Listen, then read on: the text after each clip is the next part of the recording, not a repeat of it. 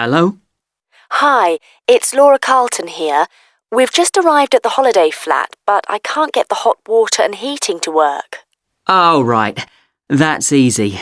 Don't worry. In the upstairs cupboard, you'll find the water heater. You'll see 3 main controls on the left at the bottom of the heater. The first one, the round one on the far left, is the most important one for the heating and hot water. It's the main control switch. Make sure it's in the on position. The switch itself doesn't light up, but the little square below will be black if the switch is off. That's probably what's happened. It's got switched off by mistake. The middle one of these 3 controls, you'll see it's slightly larger than the first one, controls the radiators. If you feel cold while you're there and need the radiators on, this needs to be turned to maximum. The last of the 3 controls, the one on the right, is usually on about a number 4 setting, which for the water in the taps is usually quite hot enough. Below the heating controls in the middle is a small round plastic button. If there isn't enough water in the pipes, sometimes the heater goes out. If this happens, you'll need to press this button to reset the heater. Hold it in for about 5 seconds and the heater should come on again. Then there's a little square indicator under the 3rd knob that's a kind of alarm light. It'll flash if you need to reset the heater. It sounds complicated.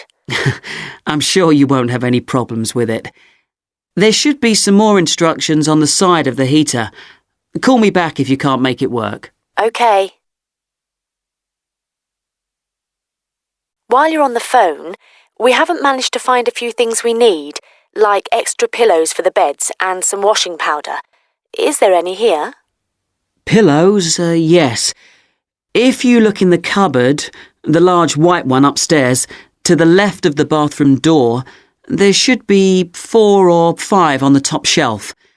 And if you want to do some washing, there's some powder for that, probably by the back door. There's a kind of shelf there above the sink. In fact, I'm sure there's some there in a large blue box.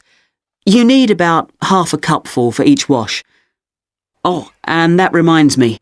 The spare key to the back door is hanging on a hook on the wall by the sitting room window. Please make sure to put it back when you've used it. The previous guest lost it in the garden and I had to get another one made. And if you have any trouble with the lamps, you'll find some spare bulbs in a large cardboard box. It's on top of the washing machine with all kinds of useful things in it. Oh, and another thing I forgot to mention when we last spoke. Yes? I've left you a local map, so you'll be able to find your way around easily. It shows the whole area. I put it in the top drawer of the chest under the TV in your bedroom. There's a whole file of local information in there too. Thanks. What about visiting the town? Can you give us any advice? Yes. You'll need to take the car. It's too far to walk from the flat, really. You have to pay to leave your car in all the car parks now, I'm afraid. I like the one that's by the station best, and you can walk to the town centre from there in 5 minutes. That's where all the best restaurants are.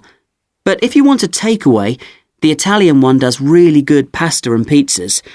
Call 732281 for that one, or 766119 for the Chinese. They're both good, and they'll both deliver to the flat. As for places to visit, yes, do go and see the Railway Museum. The exhibition is small, but really good. It gets very crowded on Sundays, so I suggest you visit it on a quieter day, later in the week, but not on Thursdays, which is market day. You won't find anywhere to park. And it's also the only day of the week when they're not open. Anything else? Not for the moment. Thanks.